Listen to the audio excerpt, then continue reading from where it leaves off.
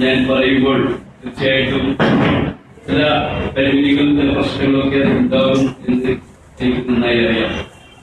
വേദിയും സദസ്സിലുമൊക്കെ തന്നെയും നല്ല ഏറ്റവും പുതിയ തലമുറയിലുള്ള ആളുകൾ ഉണ്ട് എന്നതുകൊണ്ട് ധൈര്യമായിട്ടും പറയാം. കാരണം എന്റെ ആലോചനകൾ പരിമിതികളൊക്കെ ഇവിടെ നിന്ന് തിരുത്തപ്പെടും എന്നതാണ് അതുകൊണ്ടുള്ള ഒരു വലിയ സാധ്യത എന്ന് ആമുഖമായി സൂചിപ്പിക്കുക. ഏതായിരുന്നാലും സൂചിപ്പിച്ച മുസ്ലിം മൂലധനം അത് പൊതുമണ്ഡലത്തിൽ അല്ലെങ്കിൽ കേരളത്തിന്റെ പൊതു സാംസ്കാരിക മണ്ഡലത്തിൽ എങ്ങനെയാണ് പ്രസന്റ് ചിന്താനം ചെയ്യപ്പെടുന്നത്?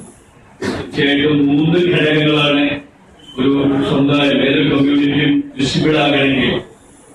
3 മൂലധനം. എല്ലാവർക്കും സാമ്പത്തികമായ മൂലധനമാണ്, മറ്റൊന്ന് പൊളിറ്റിക്കൽ രാഷ്ട്രീയമായ മൂലധനമാണ്, മൂന്നാമത് സാംസ്കാരികമായ മൂലധനം. ഈ മൂലധനം അങ്ങനെയുള്ള ഒരു സമുദായം മാത്രമേ വിസിബിൾ ആവുകയുള്ളൂ. പക്ഷേ കേരളത്തിന്റെ ആധുനികതയ്ക്ക് ശേഷമുള്ള ഒരു പൊതുമണ്ഡലത്തിലെ ഒരു അവസ്ഥ എന്ന് പറയുന്നത് ഏതൊക്കെ ഘട്ടത്തിൽ മുസ്ലിം കമ്മ്യൂണിറ്റി ഈ 3 മണ്ഡലങ്ങളിലേക്ക് വരുന്നു എന്ന് വരുമ്പോഴൊക്കെയാണ് ഇവിടെ പുതിയ പുതിയ പദങ്ങള് സംജ്ഞകള് ഒക്കെ ഉത്പാദിപ്പിക്കുകയും അങ്ങനെ അവരെ വീണ്ടും അപലപിപ്പിക്കാൻ. അപ്പോൾ ഈ പദങ്ങളെ ഈ ടേമുകളെ പ്രശ്നവൽക്കരിച്ചുകൊണ്ട് മാത്രമേ നമുക്ക് കേരളീയ മുസ്ലിങ്ങളുടെ മൂലധനത്തെ കുറിച്ച് സംസാരിക്കാൻ പറ്റുള്ളൂ. ഏറ്റവും വർഗീയത എന്ന് പറയുന്നത് പദം തന്നെ. വർഗീയത എന്ന് പറയുമ്പോൾ നമ്മൾ അത് പ്രത്യേകിച്ച് മനസ്സിലാക്കിയത് ഹിന്ദു വർഗീയത. പക്ഷെ യഥാർത്ഥത്തിൽ കേരളീയ പൊതുമണ്ഡലത്തിലും ഇന്ത്യൻ പൊതുമണ്ഡലത്തിലും വർഗീയത എന്ന് പറയുന്ന ആ പദം എല്ലാവരും ചർച്ച പോലും ചെയ്യുന്നത് മുസ്ലിം കമ്മ്യൂണിറ്റി ഇങ്ങനെ വിസിബിൾ ആകാനുണ്ടാകുന്ന ശ്രമങ്ങൾ ഉണ്ടാകുമ്പോഴാണ്. കേരളത്തിന്റെ ഒരു വർഗീയവൽക്കരണത്തെ കുറിച്ച് പറയുമ്പോൾ പലപ്പോഴും പറയുന്ന ചരിത്രകാരന്മാരൊക്കെ പറയുന്ന വിവിധ ഘട്ടങ്ങളുണ്ട്. കേരളീയ സമൂഹം എന്ന് പറയുന്നത് വലിയ സൗഹാർദ്ദത്തിന്റെയും അതുപോലെ തന്നെ സാമൂഹികമായ സഹവർത്തിന്റെയും പാരമ്പര്യമുള്ള ഒരു സമൂഹമാണ്. പക്ഷെ ടിപ്പു സുൽത്താൻ വന്നതോടുകൂടി കേരളീയ സമൂഹം വർഗീയവൽക്കരിക്കാൻ തുടങ്ങി. ഇത് ഒന്നാമത്തെ ഒരു വർഗീയതയുമായി ബന്ധപ്പെട്ട കേരള ചരിത്ര പഠനത്തിലെ വലിയൊരു സംഗതിയാണ്. ടിപ്പു സുൽത്താൻ കേരളത്തിൽ വന്നതുകൊണ്ടാണ് കേരളീയ സമൂഹം വർഗീയവൽക്കരിക്കപ്പെട്ടത്. അപ്പോൾ വർഗീയതയുടെ കാരണം ടിപ്പു സുൽത്താൻ രാഷ്ട്രീയമായി വികസനപരമായി കേരളീയ സമൂഹത്തിൽ മലബാറിലെങ്കിലും ഇടപെട്ടു എന്നതാണ്. അത് എന്ത് ചെയ്യുന്ന വിഷയമേ അല്ല. എന്താണ് ടിപ്പു സുൽത്താന്റെ ഭരണം മലബാറിനുണ്ടാക്കിയ രക്ഷാകോട്ടങ്ങളുടെ ചർച്ചയേ ഇല്ല. പക്ഷെ ആകെ കൂടി കേരളീയ സമൂഹത്തെ വർഗീയവൽക്കരിക്കാൻ കാരണം ടിപ്പു എന്നതാണ്. ഇത് MG അടക്കമുള്ള എല്ലാ ചരിത്രകാരന്മാരുടെയും കേരള ചരിത്ര വിഷയങ്ങളിൽ നമുക്ക് കാണാവുന്ന ഒന്നുണ്ട്. രണ്ടാമത്തത് മലബാർ സമരം. രണ്ടാമത്തെ ഘട്ടമാണ് മലബാർ കലാപമാണ് ആകെ കൂടി കേരളീയ സമൂഹത്തെ വർഗീയവൽക്കരിച്ചത്. എന്താണ് മലബാർ കലാപം കേരളീയ സമൂഹത്തിന് നൽകിയ സംഭാവന? കേരളീയ സാമൂഹിക ജീവിതത്തിൽ അതുണ്ടാക്കിയ നേട്ടങ്ങൾ എന്തൊക്കെയാണ്? ഇവിടുത്തെ മണ്ണിന്റെ അവകാശവുമായി ബന്ധപ്പെട്ട് ഉണ്ടാക്കിയ അവകാശബോധം അടിച്ചമർത്തപ്പെട്ട ജനവിഭാഗത്തിന് ഒരു സാമ്പത്തിക സാമൂഹിക കർത്തൃത്വത്തിലേക്ക് വരെ ഉയർത്തിയത്, പിന്നോക്ക ജനവിഭാഗങ്ങളെ മുസ്ലിങ്ങൾ, അതൊന്നും ചർച്ചയില്ല. പക്ഷെ ആ സംഭവമാണ് കേരളത്തിന്റെ വർഗീയതയ്ക്ക് രണ്ടാമത്തെ കാരണം.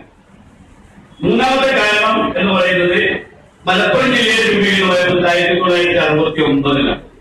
മലപ്പുറം ജില്ല കേരള ചരിത്രത്തിൽ മുസ്ലിം ലീഗിന്റെ ഒരു രാഷ്ട്രീയ ഇടപെടലിൽ ഏറ്റവും പുഷ്കരമായ ഒരു ഘട്ടമാണ്. 1950 മന്ത്രിസഭയിൽ മുസ്ലിം ലീഗ് ഉണ്ടാകുകയും ഇവിടെ കാലിക്കറ്റ് യൂണിവേഴ്സിറ്റി അടക്കമുള്ള മലപ്പുറം എന്ന് പറയുന്നത് ഒരു വികസനപരമായ പ്രശ്നമാണ്. കാസർഗോഡ് ജില്ലയുണ്ടായ പോലെ തന്നെ വയനാട് ജില്ലയ്ക്ക് ഉണ്ടായ അതേ അർത്ഥത്തിൽ മലപ്പുറം ഉണ്ടായതോടുകൂടി കേരളത്തിൽ വർഗീയതയുടെ വലിയ വേലിയേറ്റം ഉണ്ടായി എന്ന് പറയും. നാലാമത്തത് ശരീഅത്ത് സംവാദമാണ്. കേരളത്തിന്റെ വർഗീയവൽക്കരണത്തിന്റെ ഏറ്റവും വലിയ കാരണം എന്ന് പറയുന്നത് ശരീഅത്ത് സംവാദമാണ്. മുസ്ലിങ്ങളുടെ ശരീഅത്ത് സംവാദത്തിലൂടെ ശരീഅത്തിന് വേണ്ടി മുസ്ലിങ്ങൾ നടത്തിയ പ്രക്ഷോഭമാണ് യഥാർത്ഥത്തിൽ പിന്നീടുണ്ടാക്കിയ എല്ലാ വർഗീയതയും. കാരണം ഹിന്ദു വർഗീയത ഉയർന്നത് അതുകൊണ്ടാണ്. ഇപ്പൊ മലബാർ കലാപമാണ് ഇന്ത്യയിലുടനീളം RSS പോലും ജന്മം നൽകിയത്, ഹിന്ദു വർഗീയതയ്ക്ക് ജന്മം നൽകിയത് എന്ന അപ്പോൾ വർഗീയത എന്ന് പറയുന്നത് അപ്പോൾ RSSന്റെ വർഗീയത നമ്മൾ കൗണ്ടറാണ്, എന്നാൽ ഒരു പ്രതിവർഗീയതയാണ്. വർഗീയത എന്ന് പറയുന്നത് മുസ്ലിങ്ങൾ ഈ പൊതുമണ്ഡലത്തിൽ ദൃശ്യപ്പെടാൻ നടത്തിയ ശ്രമങ്ങളാണ്. അപ്പോൾ ആ ശ്രമങ്ങളെ അപരവൽക്കരിക്കാനാണ് യഥാർത്ഥത്തിൽ.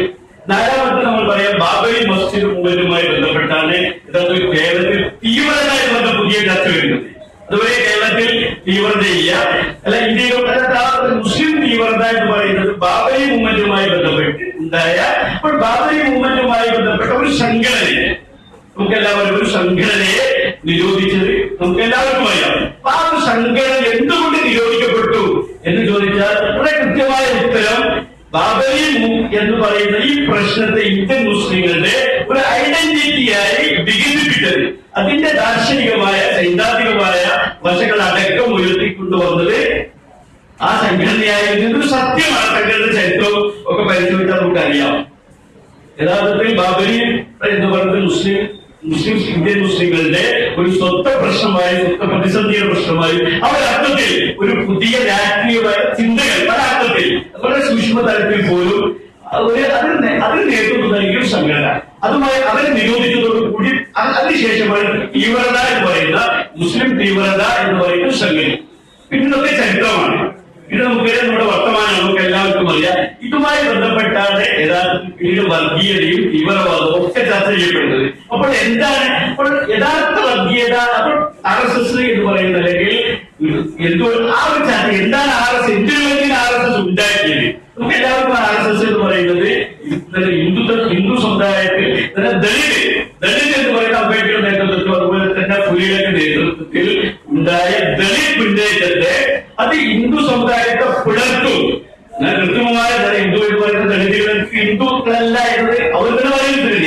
അവരുടെ അർത്ഥത്തിൽ ഹിന്ദുത്വത്തെ പിളർത്തുന്ന ഘട്ടത്തിൽ അതിനെ പ്രതിരോധിക്കാൻ വേണ്ടി കൃത്രിമമായ ഒരു ശത്രുവിനെ സൃഷ്ടിച്ചുകൊണ്ടാണ് RSS ഉണ്ടായത്. നമുക്ക് എല്ലാവരും പറയാം. പക്ഷെ RSSന്റെ ചരിത്രം പറയുമ്പോൾ RSS ഉണ്ടായി വന്നത് അപ്പോൾ ഓരോരോ ഘട്ടത്തിലും ഹിന്ദു വർഗീയത എന്ന പ്രതിവർഗീയതയാണ്. അപ്പോൾ മുസ്ലിം വർഗീയത എന്ന് പറയുമ്പോൾ വർഗീയത എന്ന പദവും അവരുടെ ചർച്ചയും തീവ്രവാദം എന്ന പദത്തിന്റെ ചർച്ചയും ഉണ്ടാകുന്നത് ഞാൻ സൂചിപ്പിക്കുന്നത് ഈ ഒരു അർത്ഥത്തിലുള്ള പൊളിറ്റിക്കലായ ഒരു വിസിബിലിറ്റി മുസ്ലിം സമുദായത്തിൽ കൈവരിക്കുന്നതുമായി ബന്ധപ്പെട്ട ആ ഒരു ശ്രമം ഉണ്ടാകുമ്പോൾ അതിനെ അപരവൽക്കരിക്കാൻ ഉണ്ടായ ഒരു സംഗതിയാണ്.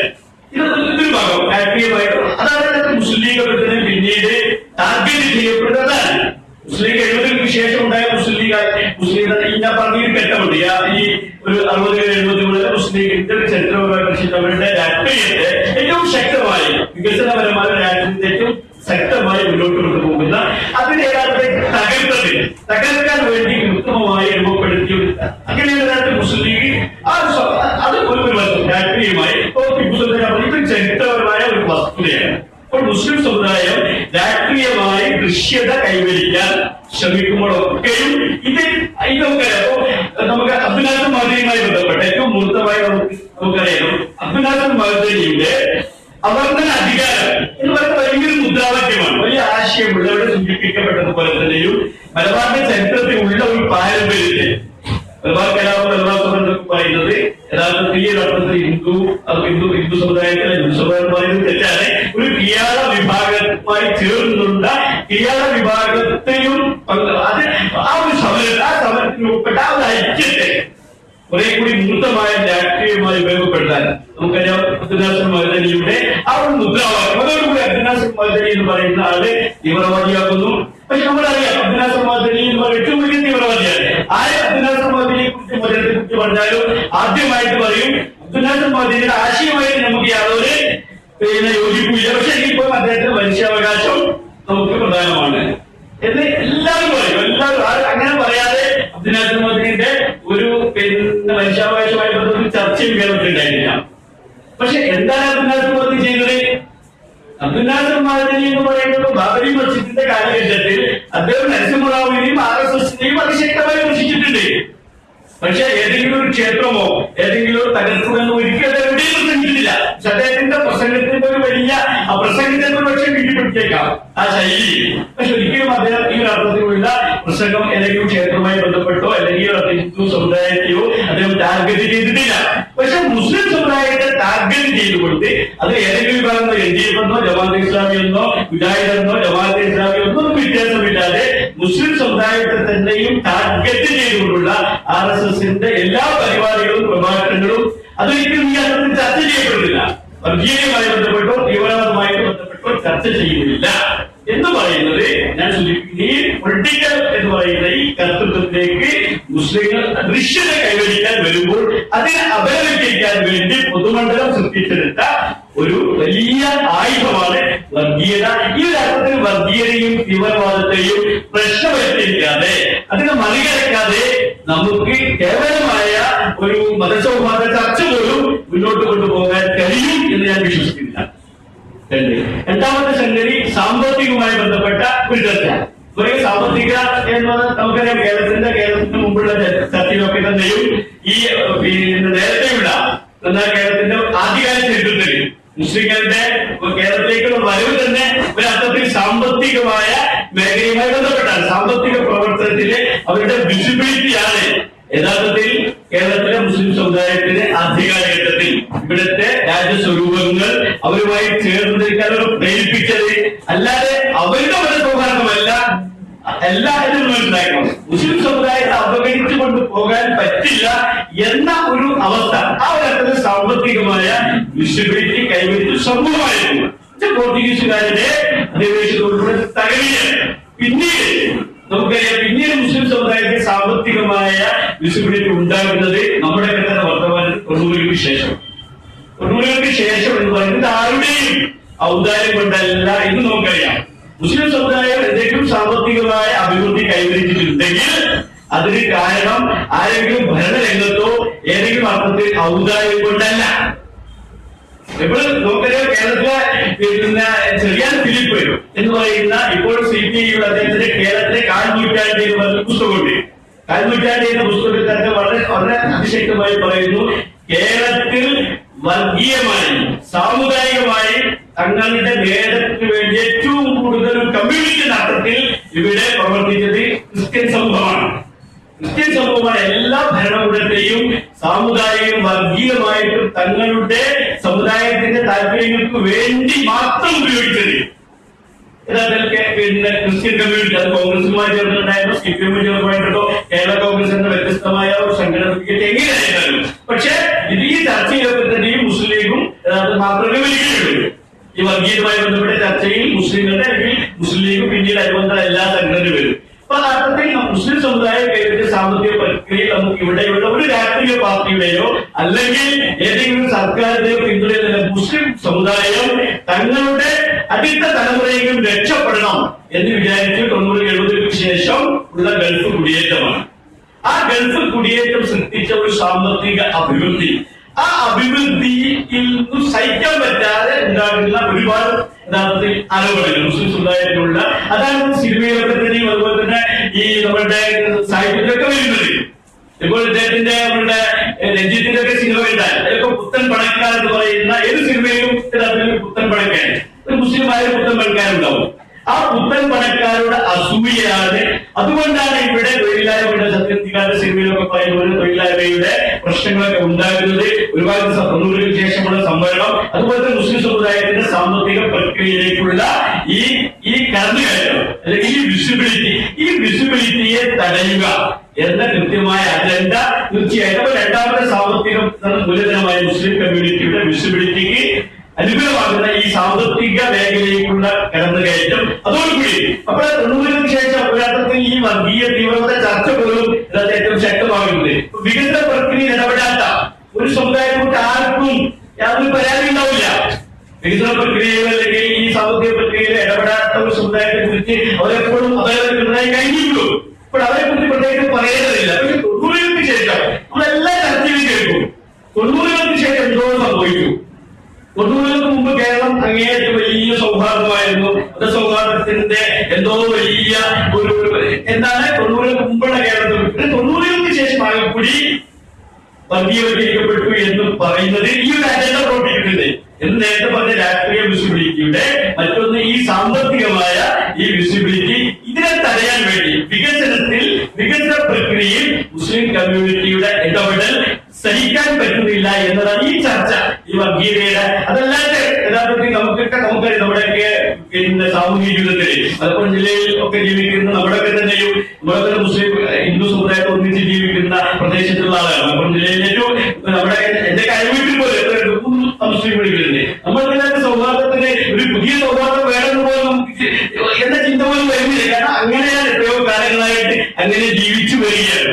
പക്ഷെ ഈ ജീവിച്ചു വരുന്ന ഈ അവസ്ഥ യഥാർത്ഥത്തിൽ ഇപ്പോഴും ഉണ്ട് കേരളത്തിലല്ല. ഏതൊക്കെ നമ്മൾ ഉത്തരേന്ത്യ പോലെയൊന്നും യഥാർത്ഥത്തിൽ സംഭവിക്കുന്നില്ല. പക്ഷേ ഇതിനെ നിരന്തരമായി ഇങ്ങനെ പറഞ്ഞുകൊണ്ടിരിക്കും. അപ്പൊ നമ്മൾ ഏറ്റവും ഒടുവിൽ കേട്ട ഒരു ചർച്ചയിൽ ഒന്ന് പറയും മുസ്ലിം പിന്നെ ഈ സ്വത്തുമായി ബന്ധപ്പെട്ട ചർച്ചയിൽ, വർഗീയവുമായി ബന്ധപ്പെട്ട ചർച്ചയിൽ വലിയൊരു മാധ്യമ പ്രവർത്തകൻ അടുത്ത് കേട്ട അദ്ദേഹത്തിന്റെ പ്രവർത്തനമാണ്. മാധ്യമ പ്രവർത്തകരുടെ ഈ പിന്നെ അദ്ദേഹം ഒരു പ്രസംഗത്തിൽ അദ്ദേഹത്തിന്റെ വിഷയാവതരണത്തിൽ വന്നു ഈ തർക്കമന്ദിരം, ബാബരി മസ്ജിദുമായി ബന്ധപ്പെട്ട തർക്കമന്ദിരം എന്ന പ്രയോഗം നമ്മുടെ മതേതര മാധ്യമങ്ങൾ ഉപയോഗിച്ചത് യഥാർത്ഥത്തിൽ വർഗീയ ഹിന്ദുത്വ വർഗീയതയ്ക്ക് സഹായകമായി, ബാബരി മസ്ജിദിന്റെ അവകാശവാദം ഉന്നയിക്കാൻ അവർക്ക് സഹായകമായി എന്ന് പറഞ്ഞപ്പോൾ അതിനെ കൗണ്ടർ ചെയ്തുകൊണ്ട് വലിയൊരു മാധ്യമ പ്രവർത്തകർ, ഇടതുപക്ഷ മാധ്യമ പ്രവർത്തകർ പറയാണ്, ഒരു വിഭാഗം രാമജന്മഭൂമി എന്ന് പറയുമ്പോൾ മറുവിഭാഗം ബാബരി മസ്ജിദ് എന്ന് പറയുന്നതും വർഗീയതയാണ്. ഇതാണ് യഥാർത്ഥത്തിൽ ഒരു വിഭാഗം രാമജന്മഭൂമി എന്ന് പറയുമ്പോൾ മറുവിഭാഗം ബാബരി മസ്ജിദ് എന്ന് പറയുന്നതും വർഗീയതയാണ്. ഞാൻ പേര് തന്നെ പറയും, എം ജി രാധാകൃഷ്ണൻ പറഞ്ഞതാണ്. എം ജി രാധാകൃഷ്ണൻ എന്ന് പറയുന്ന ഏഷ്യാനെറ്റിന്റെ ഇടതുപക്ഷ മാധ്യമ പ്രവർത്തകൻ പറഞ്ഞ വാക്കാണ്.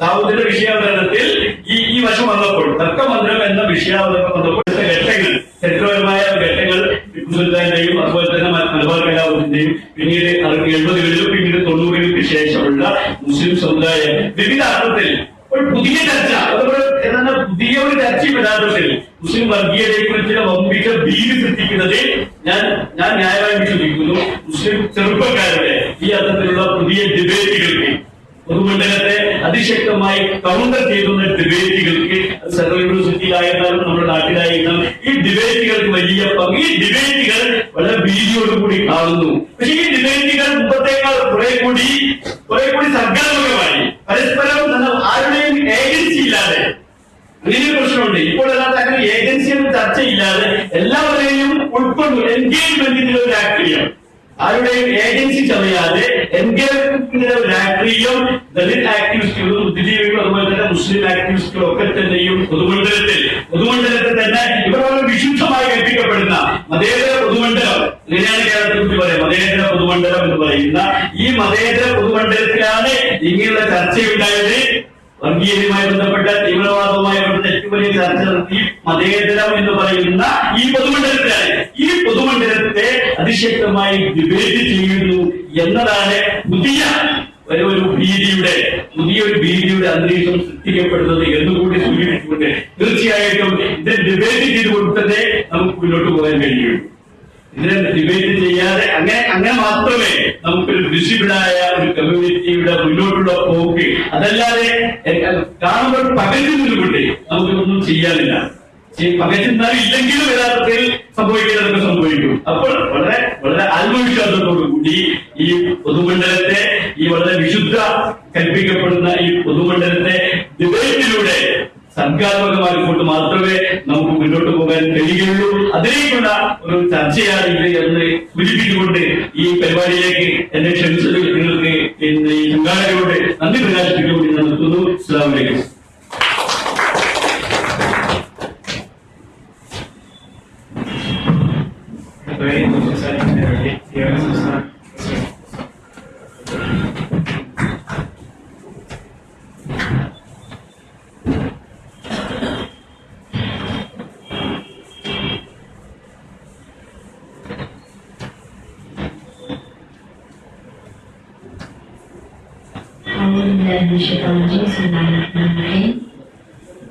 വേദിയിലിരിക്കുന്ന വിശിഷ്ട വ്യക്തിത്വങ്ങളെ ബഹുമാനിക്കുന്നു. അസ്സലാമു അലൈക്കും വറഹ്മത്തുള്ളാഹി വബറകാതുഹു.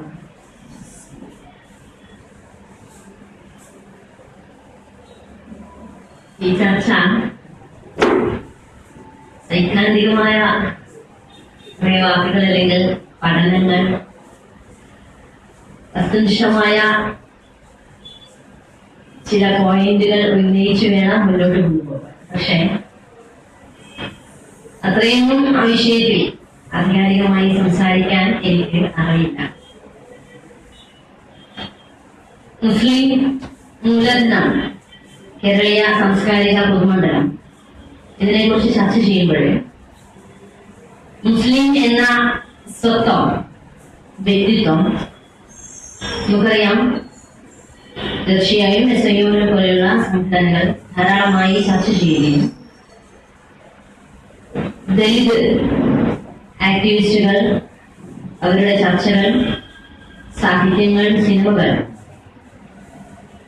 യൂണിവേഴ്സിറ്റികളിലടക്കം സർഗാത്മകമായ പലതരം ചർച്ചകളും സംവാദങ്ങളും മുന്നോട്ട് പോയിക്കൊണ്ടിരിക്കുകയാണ്. നേരത്തെ സൂചിപ്പിച്ചതുപോലെ ഇതൊക്കെയും ശുഭപ്രതീക്ഷ നൽകുന്നതാണ്. ഒരു സമൂഹത്തിന്റെ വ്യക്തിത്വത്തെ, അതിന്റെ അന്തസ്സിനെ ഉയർത്തിപ്പിടിക്കുവാൻ തീർച്ചയായും ഇത്തരം സംവാദങ്ങൾ ആവശ്യമാണ്. മുസ്ലിം പുരുഷനെയാണ് പൊതുമണ്ഡലവുമായി ബന്ധപ്പെട്ട് ചർച്ച ചെയ്യുമ്പോഴും മൂലധനവുമായി ബന്ധപ്പെട്ട് ചർച്ച ചെയ്യുമ്പോഴും എനിക്ക് തോന്നുന്നു പൊതു എന്ന് പറയുമ്പോൾ സ്വാഭാവികമായും മുസ്ലിം പുരുഷൻ അല്ലെങ്കിൽ പുരുഷൻ എന്ന ഒരു വർഗത്തെയാണ്, ഒരു കൂട്ടത്തെയാണ് സ്വാഭാവികമായും ചർച്ചയ്ക്ക് ഫോക്കസ് ചെയ്യേണ്ടത്. അതങ്ങനെ തന്നെയാണ്. അവിടെ സ്ത്രീ എന്ന് പറയുന്നത് എനിക്ക് തോന്നുന്നു ഇന്ന് ചർച്ചകൾ നടന്നുകൊണ്ടിരിക്കുകയാണ്. സ്ത്രീയുമായി ബന്ധപ്പെട്ട സംവാദങ്ങളും ചർച്ചകളും നടന്നുകൊണ്ടിരിക്കുകയാണ്. സാഹിത്യങ്ങളിലാണെങ്കിലും സിനിമകളിലാണെങ്കിലും ഈ തീമുകൾ ഉണ്ടായിക്കൊണ്ടിരിക്കുകയാണ്. പക്ഷേ മുസ്ലിം സ്ത്രീ എന്ന് പറയുന്നത് പുരുഷൻ ഭ്രഷ്ട് കൽപ്പിക്കപ്പെട്ട് മാറ്റി നിർത്തപ്പെടുന്നതെങ്കിൽ ഇരട്ട ഭ്രഷ്ട് കൽപ്പിച്ച് മാറ്റി നിർത്തപ്പെടുന്നതാണ് മുസ്ലിം സ്ത്രീ എന്ന് പറയുന്നത്. സ്വാഭാവികമായും സ്ത്രീ എന്ന് പറയുന്ന അസ്തിത്വവും മുസ്ലിം എന്ന് പറയുന്ന അസ്തിത്വം രണ്ടും പേരേണ്ടി വരുന്നു എന്നതുകൊണ്ട് തന്നെ ഇരട്ട ഭ്രഷ്ട്, അത് പൊതുമണ്ഡലം എന്ന് പറയുന്ന, സെക്യുലർ എന്ന് പറയുന്ന, മതേതരം എന്ന് പറയുന്ന ഒരു പൊതുമണ്ഡലത്തിൽ അതല്ല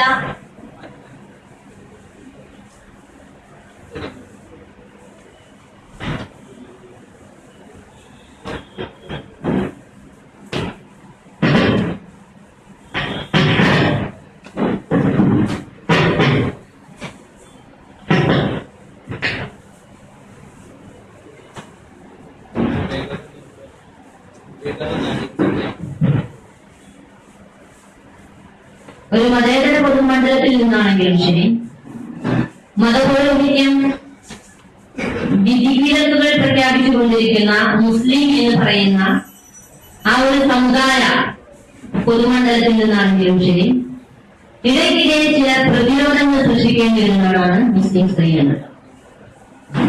അത് ബിരിയാണിയിലെ കലന്തൻ ഹജ്ജിയുമായി ബന്ധപ്പെട്ട് ചർച്ചകൾ നടന്നപ്പോഴും എനിക്ക് തോന്നുന്നു ഞാനിത് പോസ്റ്റ് ആ ഒരു വിഷയത്തിലേക്കുള്ളതായിരുന്നു. മുത്തലാഖുമായി ബന്ധപ്പെട്ട ധാരാളമായി ചർച്ചകൾ നടക്കേണ്ടത് പ്രതിരോധം എന്ന ഒരു തട്ടിൽ നിന്നുകൊണ്ട് മാത്രം നമ്മൾ ഇതിനെ സമീപിക്കുകയാണെങ്കിൽ, ചർച്ചയ്ക്ക് വിധേയമാക്കുകയാണെങ്കിൽ ഇവിടെ ശുദ്ധി വരുത്തേണ്ടതിനെ കുറിച്ച് നമ്മൾ സ്പർശിക്കാറുണ്ട്. അത് എന്ത് മാനദണ്ഡം അനുസരിച്ചാണെങ്കിലും ശരി, അതിന് പിന്നിൽ വലിയൊരു രാഷ്ട്രീയ സാധ്യതകളും അല്ലെങ്കിൽ ഗൂഢാലോചനകളും ഒക്കെ ഉണ്ടെങ്കിലും ശരി, പ്രതിരോധം എന്ന നിലക്ക് മാത്രം സമുദായത്തിലെയോ അല്ലെങ്കിൽ സ്വന്തം ആ ഒരു ഗ്രൂപ്പിലോ ഉള്ള പ്രശ്നത്തെ നമ്മൾ കാണാതിരിക്കുക എന്നത് അത്രമാത്രം നല്ല ഒന്നല്ല എന്നത് തന്നെയാണ് ഇപ്പോഴും എന്റെ അഭിപ്രായം. മുസ്ലിം സ്ത്രീയുമായി ബന്ധപ്പെട്ട് ഈയിടെ കഴിഞ്ഞ വർഷം മുഹമ്മദ് വേണം ഒരു പ്രസംഗത്തിൽ സൂചിപ്പിച്ചിരുന്നു, മലാലയെ വേണമെങ്കിൽ ക്യാമ്പസുകളിലെ സെക്യുലർ മതേതര ആൺകുട്ടികൾക്ക് വേണമെങ്കിൽ, ആൺകുട്ടികൾക്കും പെൺകുട്ടികൾക്കും രാഷ്ട്രീയ പാർട്ടിക്ക് വേണമെങ്കിൽ ഉയർത്താം, അല്ലെങ്കിൽ ഒരു ഐക്യനായിക്കൊണ്ട് അവൾക്ക് വേണ്ടി വായിക്കാം. കാരണം മലാലയുടെ തട്ടത്തിന് പിന്നുകൂട്ടിയിട്ടില്ല. ഏത് നിമിഷം വേണമെങ്കിലും ഊരിയാലത് ജസ്റ്റ് തൊട്ടാലത് താഴെ വരും. ഇതാണ് മതേതരം എന്ന് പറയുന്ന, സെക്യുലർ എന്ന് പറയുന്ന നിന്റെ ആദർശവും നിന്റെ വിശ്വാസവും നീ എന്ന മുസ്ലിം ഐഡന്റിറ്റിയെ എത്രമാത്രം മുറുകെ പിടിക്കുന്നുവോ അത്രമാത്രം പൊതുമണ്ഡലത്തിൽ നിന്നും അല്ലെങ്കിൽ ഞങ്ങൾ കണ്ടുവരുന്ന മതേതരം എന്ന ഒരു ഗ്രൂപ്പിൽ നിന്നും ഒരു വൃത്തത്തിൽ നിന്നും വേണ്ടിയും മാറിപ്പോകും. ഇത് വളരെ വ്യക്തമാണ്. ക്യാമ്പസുകൾ എടുത്ത് നോക്കിയാലും അവർ പങ്കെടുക്കുന്ന പരിപാടികൾ നോക്കിയാലും ചില കുട്ടികൾ എന്നോട് പറഞ്ഞിട്ടുണ്ട്, എനിക്ക് ഇതിട്ടുകൊണ്ട് നാടകത്തിൽ പാട്ട് പാടണം, അല്ലെങ്കിൽ എനിക്ക് സർഗാത്മക വേദികളിൽ എന്റെ പ്രസന്റേഷൻ, എന്റെ ഐഡന്റിറ്റി, അല്ലെങ്കിൽ എന്റെ വ്യക്തിപരമായ സർഗാത്മക ആവിഷ്കാരം നടത്തണമെങ്കിൽ ഇതെനിക്കൊരു തടസ്സമാകുന്നു എന്ന് എന്തുകൊണ്ടാണ് ഇവർ പറയുന്നത്? മതേതരം എന്ന് പറയുന്ന നാനാത്വത്തിലേകത, ഒരു പൂന്തോട്ടത്തിലെ വ്യത്യസ്തമായ വർണ്ണ വൈജാത്യങ്ങളോടുള്ള പൂവുകൾ എന്ന് പറയുന്നത്, ഇതെന്തുകൊണ്ടാണ് ഞങ്ങളെ അംഗീകരിക്കാത്തതെന്ന് സ്വാഭാവികമായി തീരുന്ന റഹ്മാൻ ടീച്ചർ ഒരു സമയത്ത് ഇന്ത്യൻ നയം ഓഫ് സെക്യുലറിസം എന്ന് പറയുന്ന ഒരു CD ഇറക്കുന്നതുമായി ബന്ധപ്പെട്ട് അവരുടെ സംസാരിച്ചപ്പോൾ പറഞ്ഞത്, ഞാൻ പഠിച്ച കോളേജിൽ കാലങ്ങളായി ചാമ്പ്യൻ, സ്പോർട്സിൽ ചാമ്പ്യൻ ആയിരുന്നത് മറ്റുള്ളവരായിരുന്നു. ഒരിക്കലും ഒരു മുസ്ലിം പെൺകുട്ടി സ്പോർട്സിൽ ചാമ്പ്യൻ ആയിരുന്നില്ല. പക്ഷേ ഒരു വർഷം ഞാൻ പഠിച്ച സമയത്ത് ഞാനായിരുന്നു ഇന്ന് സ്പോർട്സിലെ ചാമ്പ്യൻ. പക്ഷേ എല്ലാ വർഷവും മാഗസീനിൽ ചാമ്പ്യന്മാരുടെ ഫോട്ടോ വരുന്ന ആ വർഷം മാത്രം അത് വേണ്ടെന്ന് വെച്ചു. എന്തുകൊണ്ട് എന്നതിന് ഉത്തരം, ഞാൻ ധരിച്ച വസ്ത്രമായിരിക്കാം, ഞാൻ സ്വീകരിക്കുന്ന ആദർശമായിരിക്കാം, ഈ ഒരു കൂട്ടരിൽ നിന്നും ഇങ്ങനെയൊന്നും പ്രതീക്ഷിക്കേണ്ടതില്ല എന്ന ഒരു പൊതുബോധമായിരിക്കാം എന്നവർ പറയുകയുണ്ടായി. ഈ ഒരു അനുഭവത്തെ നമുക്ക് സിനിമകളിലൂടെയും മറ്റും പാഠമെന്ന ഒരു വിലാപം എന്ന സിനിമയുടെ ചർച്ച ഒരു സമയത്ത് NS കോളേജിൽ നടന്നപ്പോഴേ അതിന്റെ സംവിധായകനെ കൊണ്ട് ആ ചർച്ചയിൽ ഇങ്ങനെ സിനിമയെ കുറിച്ച് പറഞ്ഞു, ഞാൻ നിൽക്കുന്നത് മുസ്ലിം സ്ത്രീകൾക്ക് വേണ്ടി ആണ് എന്ന് അദ്ദേഹം പറയുകയുണ്ടായി. പ്രത്യേകിച്ച് മലപ്പുറത്തെ മുസ്ലിം സ്ത്രീകൾക്ക് വേണ്ടിയാണ് ഞാൻ നിലകൊള്ളുന്നത്. മലപ്പുറത്തെ മുസ്ലിം സ്ത്രീകൾ എന്ന് പറയുമ്പോൾ നമുക്കറിയാം എന്താണ് ബഹുഭാര്യത്വം, മുത്തലാഖ്, ശൈശവ വിവാഹം, ഇങ്ങനെ കുറെ കാര്യങ്ങളിൽ പാവങ്ങളായി മതപൗരോഹിത്യത്തിന്റെ ചങ്ങലക്കെട്ടിൽ ഞെരിഞ്ഞവരുന്ന മുസ്ലിം സ്ത്രീകളെ രക്ഷപ്പെടുത്തുവാൻ വേണ്ടിയുള്ള സിനിമകളാണ് എന്റെ സർഗാത്മക ആവിഷ്കാരം, എന്റെ സൃഷ്ടി എന്ന് അദ്ദേഹം പറഞ്ഞപ്പോഴേ ഞാൻ ചോദിച്ചു, അല്ല ആ സിനിമയുടെ അവസാനം വരെ യാതൊരു ശുഭപ്രതീക്ഷയുമില്ലാതെ ഓരോ രണ്ട് ഭാഗത്തും കുഞ്ഞുമക്കളുമായി അലക്കേണ്ടുന്ന കുറെ ഭാണ്ഡക്കെട്ടുകളുമായി പുഴയോരത്തുകൂടി നടക്കുന്ന ഒരു കൂട്ടം സ്ത്രീകളെ മാത്രമേ നിങ്ങൾ ഇന്നും കേരളത്തിൽ കാണുന്നുള്ളൂ. അതല്ലാത്ത ഒരു വർഗത്തെ അല്ലെങ്കിൽ ഒരു പ്രതിനിധാനത്തെ, മുസ്ലിം സ്ത്രീ പ്രതിനിധാനത്തെ ഇന്നും നിങ്ങൾക്ക് കാണുവാൻ സാധിക്കുന്നില്ല എന്നത് നിങ്ങളുടെ കാഴ്ചയുടെ പ്രശ്നമായിരിക്കാം, ഒരിക്കലും ഈ കമ്മ്യൂണിറ്റിയുടെ പ്രശ്നമല്ല.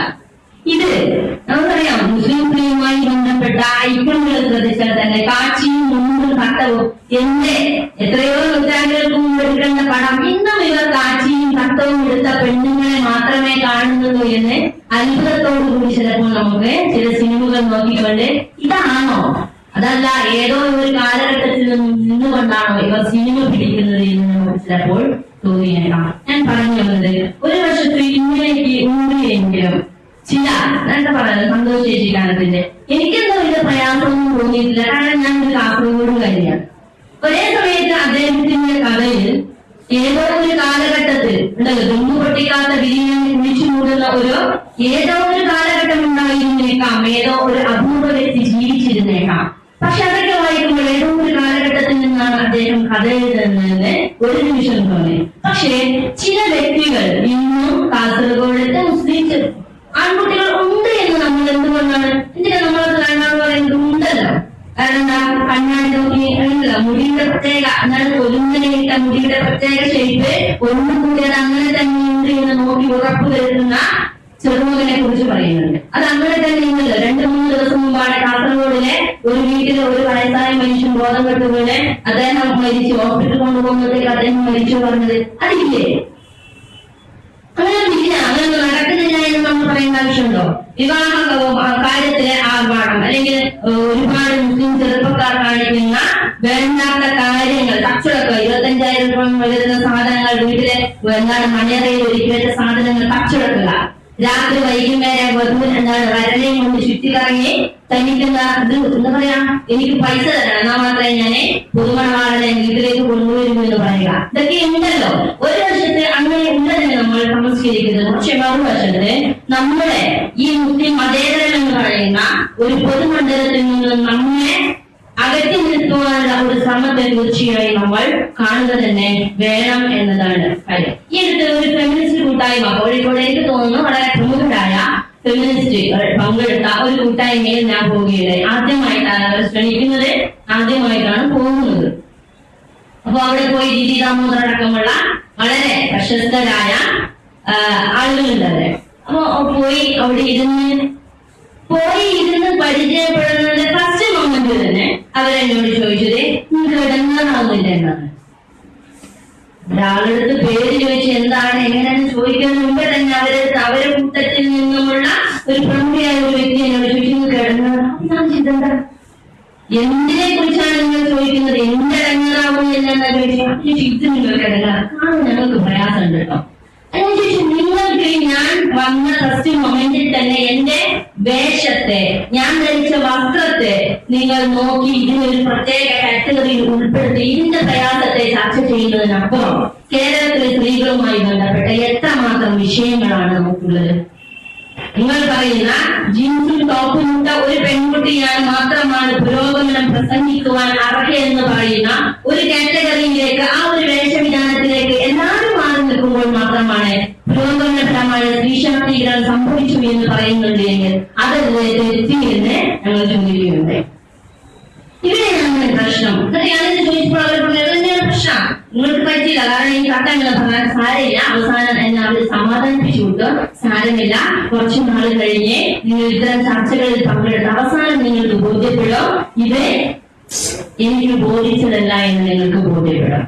ഇങ്ങനെ ഒരു മതേതര അല്ലെങ്കിൽ ഒരു സെക്യുലർ ഒരു പൊതുമണ്ഡലത്തെ കുറിച്ച് സദാ നമ്മൾ ജാഗ്രത പാലിക്കേണ്ടത് തീർച്ചയായും ഇത്തരത്തിലുള്ള സംവാദങ്ങൾ. പക്ഷെ ആ സമയത്ത് എനിക്ക് തോന്നാറുണ്ട് ഇത് അപകർഷതയുടെ ചിലപ്പോഴെങ്കിലും ഞാൻ ഫേസ്ബുക്കിൽ പോസ്റ്റിട്ടിരുന്നു പടന്നയിലെ തീവ്രവാദവുമായി ബന്ധപ്പെട്ട ഇങ്ങനെ കേസുകൾ നടന്ന് കുറെ ആൾ അറസ്റ്റ് ചെയ്ത് കൊണ്ടുപോയാണ്. ആ സമയത്ത് പെരുന്നാളിന് അവിടെയായിരുന്നു. എന്റെ കാർന്നോറിന്റെ വീട്ടിൽ പോയപ്പോഴേ കാർന്നോറിന്റെ അവിടെയുള്ള മോനെ ഭയങ്കരമായിട്ട് ഇങ്ങനെ ചീത്ത പറയാൻ ഉപദേശിക്കുന്നത് ഭയങ്കര അക്ഷയം. അപ്പൊ ഞാൻ ഈ എന്ത് പറ്റിയെന്ന് ചോദിച്ചപ്പോൾ അവർ പറഞ്ഞത് പിന്നെ ഇവിടെ ഇങ്ങനെ ചില ആളുകൾ നമ്മൾ വിടരുത്, കാരണം അവർ പ്രത്യേകമായി എന്ത് ചെയ്യുന്നുണ്ട്, ആളുകളെ വലയിട്ട് പിടിക്കുന്നുണ്ട്, തീവ്രവാദികളെ കണ്ണിയാക്കുന്നുണ്ട്. അപ്പൊ ഞാൻ ചെയ്യുന്ന ആരെ കുറിച്ചാണ് പറയുന്നത്, അവരെ കുറിച്ച് പല തെളിവൊന്നും നോക്കുന്നത്. അപ്പൊ നമ്മൾ ചെയ്യുന്നില്ല. പക്ഷെ ഏറ്റവും ഭീതി സൃഷ്ടിക്കുകയാണ്. ഞാനെന്ന് പറയുന്ന ഞാൻ തൊപ്പിയിട്ടാൽ, ഞാനൊരു സ്കാർഫ് ഇട്ടാൽ, എന്റെ വേഷവിധാനം എനിക്ക് തന്നെ മോശമാണെന്ന് ഒരു വ്യക്തി, ഒരു മുസ്ലിം കരുതുകയാണെങ്കിൽ തീർച്ചയായും അവിടെ നിന്ന് നമ്മൾ തിരുത്തേണ്ടതുണ്ട്. മറിച്ച് അപ്പുറത്തുള്ള, പ്രത്യേകിച്ച് ഒരു മുസ്ലിം പെണ്ണായതുകൊണ്ട് അവിടേക്കാണ് ഞാൻ പറയുന്നത്, അപ്പുറത്തുള്ള ഇസ്ലാമിൽ തന്നെയുള്ള തിരുത്തേണ്ടുന്ന നാല് ഭാര്യയുള്ളതിൽ എത്രയോ മക്കളുള്ളതിൽ ഒരാളാണെന്നൊക്കെ പറയുന്നത് സന്തോഷിക്കാൻ എന്തുകൊണ്ട് പ്രശ്നം? 4 ഭാര്യ പ്രശ്നമില്ല. എന്തിനാണ് നമുക്ക് പ്രശ്നം തോന്നുന്നത്? 4 ഭാര്യ മടങ്ങുന്നത് ആവശ്യമുണ്ടോ? ഇല്ല. ഒരു ബീഹാരിയെ കുറിച്ചാണ് പറഞ്ഞത്, എന്തുകൊണ്ട് നമുക്ക് പ്രശ്നം തോന്നുന്നുണ്ടോ? അത് വിശപ്പിന്റെ കാര്യമായി നമ്മൾ കണ്ടാൽ പോലെ, അല്ലെങ്കിൽ ഏതോ ഒരു കാലഘട്ടത്തിന്റെ 2 കൂട്ടിമുട്ടലായി മാത്രം നമുക്കതിനെ കണ്ടാൽ പോലെ. തീർച്ചയായും ഇത്തരം ഒരു സംവാദം കൂടുതൽ മുന്നോട്ട് പോകട്ടെ. നമ്മുടെ ഐഡന്റിറ്റി അത് പിന്നെ എന്താണ് അബ്ദുൽ കലാം മരിച്ച സമയത്ത് നമ്മൾ കണ്ടതാണല്ലേ, ഫേസ്ബുക്കിൽ ഓരോരോ ഇങ്ങനെ പോസ്റ്റ് ഇടാൻ വേണ്ടി ധൃതിപ്പെടുക. കാരണം എന്താ, ഇത് ഞങ്ങളുടെ ആളാക്കി തീർക്കുവാനുള്ള അദ്ദേഹം നമസ്കരിക്കുന്ന തോട്ടം കുറെ ആളുകള്, അദ്ദേഹം സുജൂദ് ചെയ്യുന്ന തോട്ടം കുറെ ആളുകള്, മറ്റു ചിലരോ മാലയിടുന്ന ക്ഷേത്രത്തിൽ പോകുന്ന എന്താണ് പ്രസാദം സ്വീകരിക്കുന്ന തോട്ടം. അതിനൊന്നും ആവശ്യമില്ല. ഞാൻ എന്ന് പറയുന്ന എന്റെ അസ്തിത്വത്തിന്, ഞാൻ വിശ്വസിക്കുന്ന ആദർശത്തിന്, അല്ലെങ്കിൽ നമ്മുടെ അത് ആരെ ചരിത്രം മറന്നുപോയ, നമ്മൾ തന്നെ മറന്നുപോയ, നമ്മൾക്ക് പോലും അറിവില്ലാത്ത നമ്മുടെ മുസ്ലിം പൈതൃകത്തെ കുറിച്ചുള്ള ചർച്ചകൾ നമ്മളിൽ നിന്ന് നടക്കുകയും നമ്മളിൽ തന്നെ അന്തസ്സുണ്ടാവുകയും ചെയ്യട്ടെ.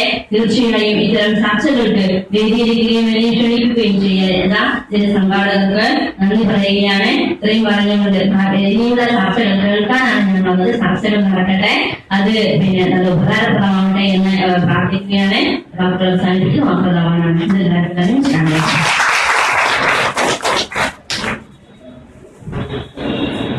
ചർച്ചയിൽ സംസാരിക്കുന്നതിന് വേണ്ടി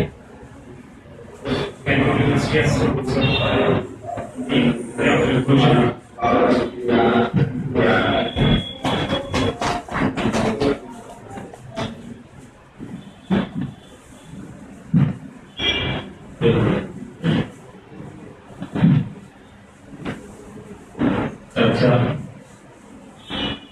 എല്ലാവരും ചേർന്ന് വികസിപ്പിക്കുന്ന ഒരു രീതിയിൽ ആണ് ചെയ്തു പോകുന്നത്. അതിനകത്ത് തന്നെ സംവാദത്തിന് സാധ്യതയുള്ള പ്രത്യേകിച്ചും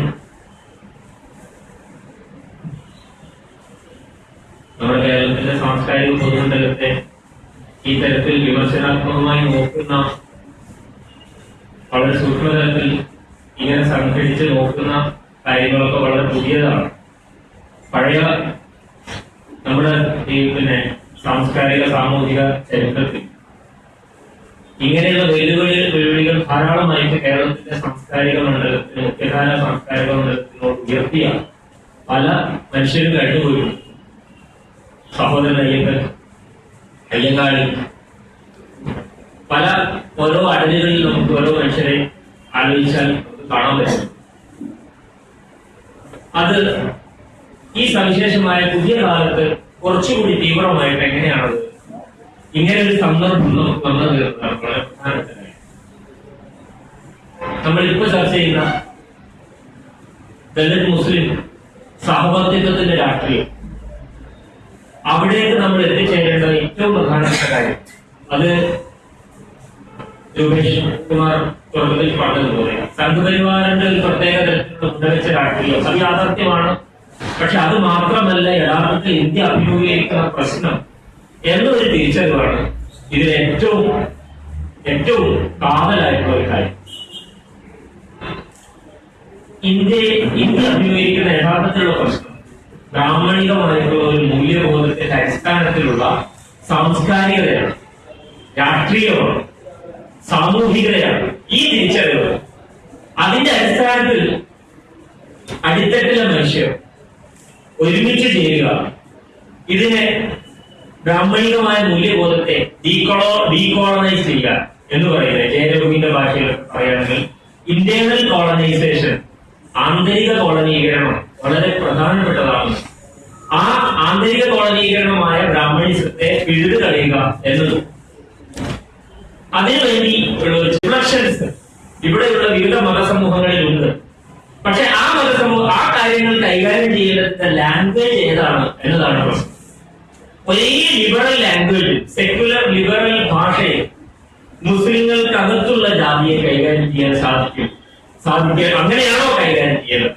ബ്രാഹ്മണിക്കലായ ഒരു മൂല്യബോധത്തെ വിമർശിക്കുന്ന അതേ ഭാഷയിലാണോ ദളിതർക്കിടയിലുള്ള പലതരം ശ്രേണികളെ, മുസ്ലിങ്ങൾക്കിടയിലുള്ള ശ്രേണികളെ വിമർശിക്കേണ്ടത്, കൈകാര്യം ചെയ്യേണ്ടത് എന്നത് വളരെ പൊളിറ്റിക്കലായ ശരിയെ കുറിച്ചുള്ള സംസാരത്തിൽ നമ്മൾ വളരെ ശ്രദ്ധിക്കണം. ഏതുപോലെയാണ് ഇവിടെ പറഞ്ഞൊരു പോയിന്റ് ഞാൻ ശ്രദ്ധിച്ചു. ഒരു ഫെമിനിസ്റ്റ് ചർച്ചയ്ക്ക് വേണ്ടി പോയപ്പോൾ ഫെമിനിസ്റ്റുകളായ അല്ലെങ്കിൽ സോക്കാളുടെ അത്തരത്തിലുള്ള ആളുകൾ ബുദ്ധിമുട്ടുന്നില്ലേ എന്ന ചോദ്യം ഉന്നയിച്ചു. ഞാൻ അപ്പൊ ആലോചിച്ചത്,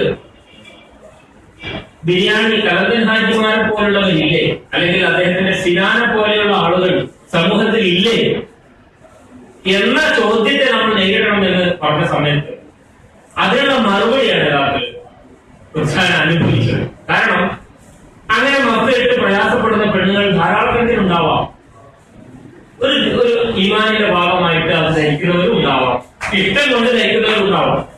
എന്നാൽ ഒരു ലിബറൽ ലാംഗ്വേജിലുള്ള ക്വസ്റ്റ്യൻ ആണ് നിങ്ങൾക്കിത് പ്രയാസം ഉണ്ടാക്കുന്നു എന്ന മുൻവിധിയുടെ അടിസ്ഥാനത്തിലുള്ള ഒരു ചോദ്യം. ഈ മുൻവിധിയുടെ അടിസ്ഥാനത്തിലാണ് ദുർവ്യം എന്ന ജീവകാരുണ്യം, മാനവികത എന്ന വ്യാജേനാണ് ഈ സാംസ്കാരിക പൊതുമണ്ഡലം നിർമ്മിച്ചു വെച്ചിട്ടുള്ള കടുത്ത മുൻവിധികളുടെ രാഷ്ട്രീയം. ഇത് നമ്മൾ തിരിച്ചറിഞ്ഞുകൊണ്ട് അങ്ങനെയുള്ള ഒരു സഹവർത്തിത്വമാണ് യഥാർത്ഥത്തിൽ ഈടാള അല്ലെങ്കിൽ ദളിത് ബഹുജനങ്ങളുടെ പുതിയ രാഷ്ട്രീയത്തിന്റെ സഹവർത്തിത്വം ആർജിക്കേണ്ടത്. അത് പരസ്പരം വിമർശനാത്മകമായി പരിശോധിക്കുന്നതിന്റെ ഭാഗമായിട്ടാണ് ഞാൻ പറയുന്നത്. ഒരു സംവാദത്തിന്റെ തലത്തിൽ വികസിപ്പിക്കാൻ വേണ്ടിയിട്ട് പറയുകയാണ്, എന്റെ ഒരു ആലോചന പറഞ്ഞതാണ്. അപ്പോ അങ്ങനെ ഉന്നയിക്കുമ്പോൾ നമ്മുടെ ഉള്ളിലുള്ള ആലോചന, അപ്പോഴാണ് നമ്മൾ തിയററ്റിക്കൽ പൊസിഷനിലൊക്കെ എത്തുന്നത്. ലിയോത്താട് പറയുന്നുണ്ട്, ഇരയും അക്രമി ഇരയുടെ ഭാഷയിൽ പറയുന്ന ഒരു നിർബന്ധിത സാഹചര്യമുണ്ട്. ഒരു ഭാഷ രൂപപ്പെടാൻ സാധിക്കാത്തതിനാൽ അക്രമി നിർമ്മിച്ചു കൊടുത്ത ഭാഷ ഇര ഉപയോഗിക്കേണ്ടി വരുന്ന നിർബന്ധിത സാഹചര്യത്തെ കുറിച്ച് അതിനെ അദ്ദേഹം ഡിഫറൻസ് എന്ന തരത്തിൽ വിശേഷിപ്പിക്കുകയാണ്.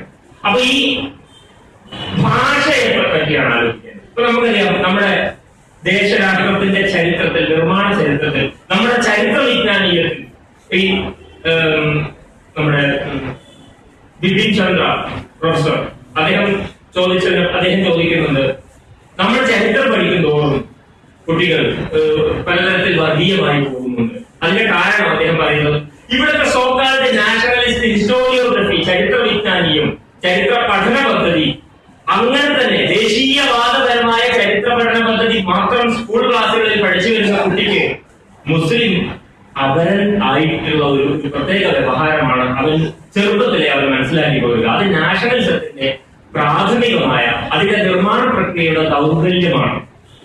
ഇത് നമുക്ക് വികസിപ്പിക്കേണ്ടുന്ന ഒരു കാര്യമാണ്. അതിനുശേഷം നമുക്കറിയാം മലബാർ സമരത്തെ കുറിച്ച് ഹുസൈൻ പറയുകയുണ്ടായി. മലബാർ സമരത്തെ കുറിച്ച് അൻസാരി തന്റെ മലബാർ ദേശീയ ഇടപാടുകൾ എന്ന ആ പുസ്തകത്തിൽ വളരെ വിശദമായി ഒരു കാര്യം പറയാൻ ശ്രമിക്കുന്നത് ഇങ്ങനെയാണ്. മുസ്ലിങ്ങളെ കൊളോണിയൽ ഹിസ്റ്റോറിയോഗ്രഫി അഭിസംബോധന ചെയ്തിട്ടുള്ളത് മതഭ്രാന്തൻ എന്ന ഒരു കാറ്റഗറി ഉപയോഗിച്ചിട്ടാണ്. കുറെ ആളുകൾ അദ്ദേഹം ഉദാഹരിക്കുന്നു. ഈ കാറ്റഗറിയുടെ സ്വാധീനം തന്നെയാണ് ദേശീയവാദ ഹിസ്റ്റോറിയോഗ്രഫിയിൽ മുസ്ലിങ്ങളെ പറയാൻ വേണ്ടി ഉപയോഗിച്ചത്. മാർക്സിയൻ ചിന്താ പദ്ധതിയുടെ അടിസ്ഥാനത്തിൽ ഈ സമരത്തെ നോക്കിക്കണ്ട ആളുകളും ഒരളവിൽ ഈ മതഭ്രാന്തിനെ മറ്റൊരു തരത്തിൽ കർഷക സമരമാണെന്നും സാമ്രാജ്യത്വ വിരുദ്ധ സമരമാണെന്നും പറയുമ്പോൾ തന്നെ EMS അല്ലെങ്കിൽ KM മണിക്കർ മുതലായവർ ഒരളവിൽ ഈ ഒരു മതഭ്രാന്തിന്റെ ഒരു പ്രത്യേക സഹജ വിശേഷത്തെ ഊന്നുന്നുണ്ട്, അല്ലെങ്കിൽ അത് പറയുന്നു. അപ്പോ ഇത്തരത്തിലുള്ള ഒരു തരത്തിലുള്ള ചരിത്ര പഠന പദ്ധതി, പിന്നെ നമുക്ക് സബാൾട്ടേൺ ആയിട്ടുള്ള ഒരു പഠന പദ്ധതി, കീഴാള പഠന പദ്ധതി, ഇതിനകത്തും ഒരു പ്രോബ്ലം ഉണ്ട്. ആ പ്രോബ്ലം ഇതാണ്: നമ്മള് ഇന്നത്തെ ഇവിടുത്തെ വരേണ്യ ഹിസ്റ്റോറിയോഗ്രഫിയിൽ ഞങ്ങൾ കീഴാളനെ നിങ്ങൾ ഉൾക്കൊള്ളുന്നില്ല എന്ന ഒരു അവലാതിയാണ്. അതിന്റെ അർത്ഥം ഈ നാഷണലിസ്റ്റ് ഡിസ്കോഴ്സിനെ അതുപോലെ അംഗീകരിക്കുന്ന ഒരു ടോൺ അതിനകത്തുണ്ട് എന്നാണ് അതിനൊരു ക്രിറ്റിസിസം.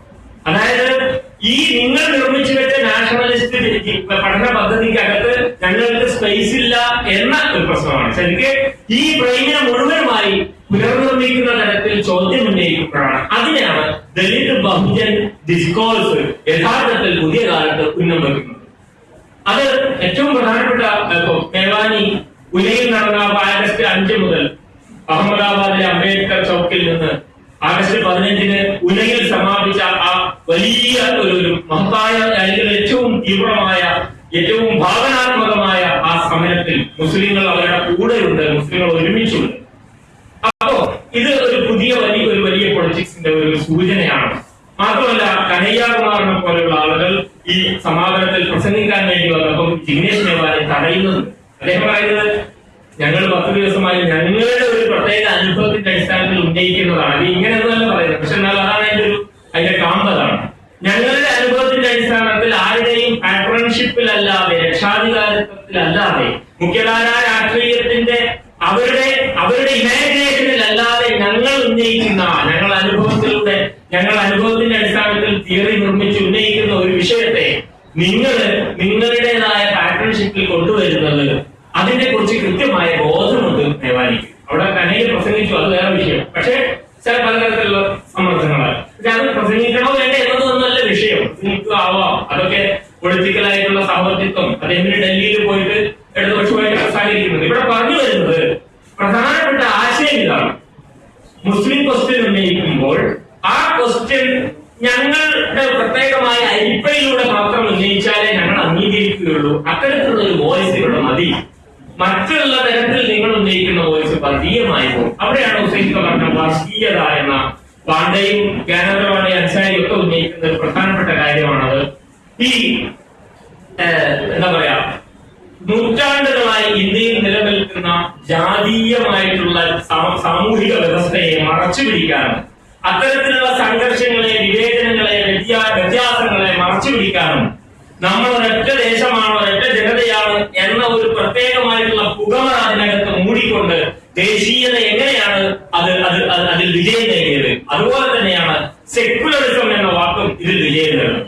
ഇവിടത്തെയുള്ള അനവധി അവർണ പ്രക്ഷോഭങ്ങളെ, ഇവിടെയുള്ള ബ്രാഹ്മണിക്കൽ മൂല്യവ്യവസ്ഥയോടുള്ള പ്രതിരോധങ്ങളെ മറച്ചു പിടിക്കാൻ വേണ്ടിയിട്ട്, അതിനെ മറയ്ക്കുവാൻ, ഹൈഡ് ചെയ്യുവാൻ വേണ്ടിയിട്ട് ഒരു പ്രത്യേക തരത്തിലുള്ള ഒരു രാഷ്ട്രീയം ഈ ദേശീയതയുടെയും ലിബറലിസത്തിന്റെയും സെക്യുലറിസത്തിന്റെയും മോടി അണിഞ്ഞുകൊണ്ട് മുന്നോട്ട് വരുന്ന ആ രാഷ്ട്രീയം എന്ന് പറയുന്നത് സംഘപരിവാറിന്റെ മാത്രം രാഷ്ട്രീയമല്ല. ഇവിടുത്തെ മുഖ്യധാരയിലുള്ള മുഴുവൻ പാർട്ടികളുടെയും ആഴത്തിൽ അവരെ മുഴുവനും പിടികൂടുന്ന ഒരു പ്രധാനപ്പെട്ട ഇന്ത്യയുടെ തന്നെ പ്രധാനപ്പെട്ട ഒരു കാര്യമാണ്. അതിനെ വേരോടെ പിഴുതെറിയുന്ന തരത്തിലുള്ള ആലോചനകൾക്ക് മാത്രമേ യഥാർത്ഥത്തിൽ ഇന്ത്യയിലെ സാമൂഹികത, സോഷ്യൽ ഓവർ പൊളിറ്റിക്കൽ, അതായത് ഈ രാഷ്ട്രീയത്തെ കുറിച്ച് പറഞ്ഞുകൊണ്ട് പ്രത്യേകം ഹിറ്റ് ഇന്ത്യ അങ്ങനെ ഇങ്ങനെയൊക്കെ പറയാൻ ഗാന്ധിക്ക് എളുപ്പമാണ്. എന്നാൽ ഞങ്ങൾ ഉന്നയിക്കുന്ന ഈ സാമൂഹികമായ സമത്വത്തിലേക്കുള്ള വരവ് അത്ര എളുപ്പമല്ല എന്ന് അംബേദ്കറും പെരിയാറിനെ പോലുള്ളവരൊക്കെ വിശദമായി ചർച്ച ചെയ്യുന്നുണ്ട്. കെ വീരമണി എഴുതിയ അംബേദ്കറും പെരിയാറും എന്ന പുസ്തകത്തിൽ ഈ വിഷയം ചർച്ച ചെയ്യുന്നുണ്ട്. അദ്ദേഹം പറയുന്നത് ഒരു രാഷ്ട്രീയ പ്രവർത്തകരായി എഴുതി നടക്കാൻ നിങ്ങൾക്ക് സുഖമായിരിക്കാം, പക്ഷെ സമൂഹത്തിൽ ഞങ്ങളുടെ അടിത്തട്ടിലെ അനുഭവങ്ങൾ മുൻനിർത്തി അതിനെ പ്രതിരോധം നിർത്തുകൊണ്ട് ഇവിടെ ഒരു വലിയ രാഷ്ട്രീയ ശബ്ദമായി വരിക എന്ന ഞങ്ങളുടെ പ്രധാനപ്പെട്ട ഒരു പ്രവർത്തനത്തിലാണ് ഞങ്ങളുള്ളത്. ഞങ്ങൾക്ക് നിങ്ങളുടെ ഈ പുകമറയുള്ള രാഷ്ട്രീയത്തോട് താല്പര്യമില്ല. അതുകൊണ്ടാണ് ഗാന്ധിയുടെ രാമരാജ്യത്തിൽ ദലിതൻ അല്ലെങ്കിൽ ഗാന്ധിയുടെ ഗ്രാമസ്വരാജിൽ ദലിതൻ പുറമ്പോക്കിലായിരിക്കും, അതിനാൽ അത് ഞങ്ങൾക്ക് ആവശ്യമില്ല എന്ന് അംബേദ്കർ പറഞ്ഞു. ആ ഗ്രാമസ്വരാജിൽ, ആ ഗ്രാമസങ്കല്പത്തിൽ ദലിതൻ പുറത്തായിരിക്കും. സഹോദരയ്യപ്പൻ ഗാന്ധിയെ വിളിക്കുന്നുണ്ട് ബ്രാഹ്മണന്റെ ചെരുപ്പ് നക്കിയെന്ന്. ഇത് അയ്യപ്പൻ ഒരു കാലത്ത് അത്രയും വിക്ഷുബ്ധമായിട്ട് ശബ്ദമുയർത്തിയ മനുഷ്യനാണ്. സഹോദരയ്യപ്പൻ വിളിക്കാൻ കാര്യമുണ്ട്. കന്യാകുമാരിയിൽ ഒരു ക്ഷേത്രത്തിലേക്ക് ഗാന്ധി ചെന്നപ്പോ ബ്രാഹ്മണരെ അദ്ദേഹത്തെ അകത്ത് കയറ്റാതെ താങ്കൾ ഏതാ ജാതി? വൈശ്യൻ, വലിയ വിഭാഗം, പുറത്ത് നിന്നാൽ മതി. ഗാന്ധി വളരെ വിനീതനും ദയാലുവുമായിക്കൊണ്ട് പുറത്തു നിൽക്കുകയും അനുഗ്രഹമാവുകയും ചെയ്തു. ഇതിനെയാണ് അയ്യപ്പൻ അങ്ങനെ പറയുന്നത്. അപ്പോ ഇവിടെ എപ്പോഴൊക്കെയാണ് ഈ വിപരീ എന്താ പറയാ ഇവിടെ വർഗീയത ഉണ്ടാവുന്നു അല്ലെങ്കിൽ എന്താ പറയാ മതേതരത്വത്തിന്റെ വിശുദ്ധ കോട്ടകൾക്ക് ഭംഗം വരുന്നു എന്ന ഒരു വാദം വരുന്നത് എന്ന് ചോദിച്ചാൽ കൃത്യമാണ്. പണ്ട് മുതലേ വരുന്നുണ്ട്. പണ്ട് വരുന്നതിന്റെ പ്രധാനപ്പെട്ട ശബനം തേജാനി സെക്യുലറിസത്തെ കുറിച്ച് പറയുന്ന social and intellectual history of Indian secularism 1890 മുതൽ 1950 വരെയുള്ള ഇന്ത്യൻ സെക്യുലറിസത്തിന്റെ ഹിസ്റ്ററിയെ സംബന്ധിച്ച് ശബനം തേജാനി എഴുതിയ കൃതിയിൽ ഇത് വളരെ വിശദമായിട്ട് പ്രതിപാദിക്കുന്നുണ്ട്. അതായത് പ്രത്യേക സംവരണ മണ്ഡലങ്ങളെ കുറിച്ച്, തെരഞ്ഞെടുപ്പ് നിയോജക സംവരണ മണ്ഡലങ്ങളെ കുറിച്ച് ദലിതർ അവകാശം ഉന്നയിക്കുന്ന ഘട്ടത്തിൽ ഗാന്ധി അത് ഒരു തരത്തിൽ ഹിന്ദു മതത്തെ വിഭജിക്കലാണ്. മറിച്ച് ഹിന്ദു എന്ന ഒറ്റ സാധ്യത മാത്രം ഇവിടെ മതിയായി. അതേസമയത്ത് മുസ്ലിം ലീഗ് മുസ്ലിങ്ങൾ ഉന്നയിക്കുന്ന മുസ്ലിങ്ങൾക്ക് പ്രത്യേക മണ്ഡലങ്ങൾ അനുവദിച്ചു കൊടുക്കുകയും ചെയ്തു. അവിടെ ഒരു തരത്തിലുള്ള പിളർപ്പാണ്. ദലിത് മുസ്ലിം ബഹുജനങ്ങൾക്കിടയിൽ ഇത് സ്വാഭാവികമായിട്ടും അത് വളരെ പ്രസക്തമാണ്. ഇവിടുത്തെ സമുദായങ്ങളുടെ കൃത്യമായ കണക്ക് വെച്ചിട്ട് അവരുടെ പ്രാതിനിധ്യത്തിലേക്ക്, അങ്ങനെയുള്ള ഒരു ജനാധിപത്യ രാഷ്ട്രീയ അവകാശത്തിലേക്ക് അവരെ ഉയർത്തുക എന്നത് വളരെ പ്രധാനപ്പെട്ട ഇന്ത്യയുടെ രാഷ്ട്രീയം തൊട്ടറിഞ്ഞ ഒരു പ്രധാനപ്പെട്ട മുന്നേറ്റമാണ്. ഇതിനുവേണ്ടി ഈ മുസ്ലിങ്ങളും ദലിതരും അല്ലെങ്കിൽ ബഹുജനങ്ങളും എന്നൊക്കെ ശബ്ദം ഉയർത്താൻ ശ്രമിച്ചിട്ടുണ്ടോ അപ്പോഴാണ് ഒരു പ്രത്യേക ഹിന്ദു ഫോൾഡ് ഉന്നയിക്കുക ആയി. ജയരഘു ഇത് വിശകലനം ചെയ്യും. ജയരഘു പറയുന്നത് അദ്ദേഹം പറയുന്നത് ഇതാണ്,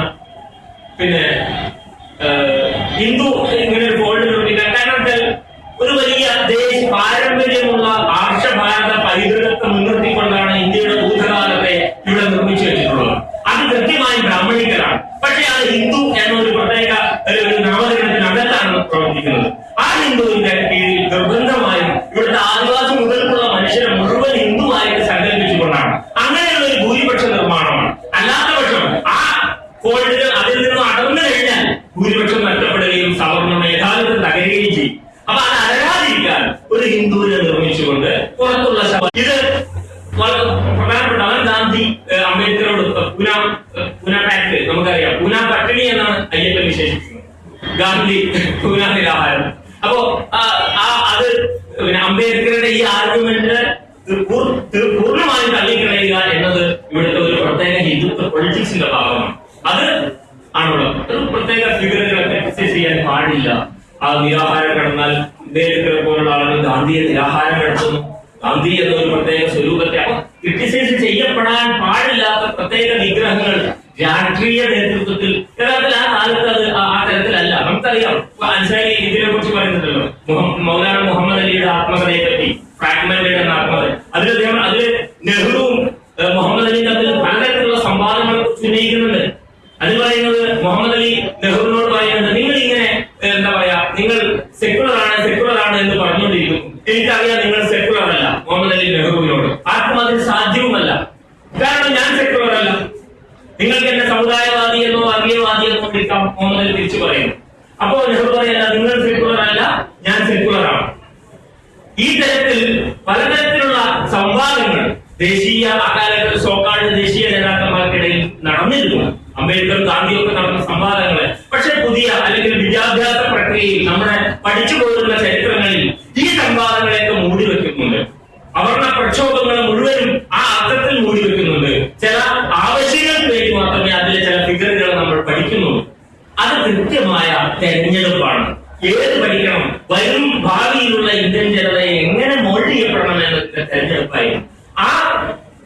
അത് മാറണമെങ്കിൽ എപ്പിസ്റ്റമോളജിക്കലി ജ്ഞാനശാസ്ത്രപരമായി ദലിത് മുസ്ലിം ബഹുജൻ അല്ലെങ്കിൽ ദലിത് ബഹുജൻ ചിന്താ പദ്ധതി ജ്ഞാനശാസ്ത്രപരമായി രൂപപ്പെടുകയും അതിന്റെ അടിസ്ഥാനത്തിലുള്ള ഒരു അവബോധം രാഷ്ട്രീയ തലത്തിലും പിന്നെ വൈജ്ഞാനിക എല്ലാ തലത്തിലും സാംസ്കാരിക തലത്തിലും പടരുമ്പോൾ മാത്രമേ ഇത്തരം വയലൻസുകൾ നമുക്ക് നേരിടാൻ പറ്റുകയുള്ളൂ. അതാണ് ഞാൻ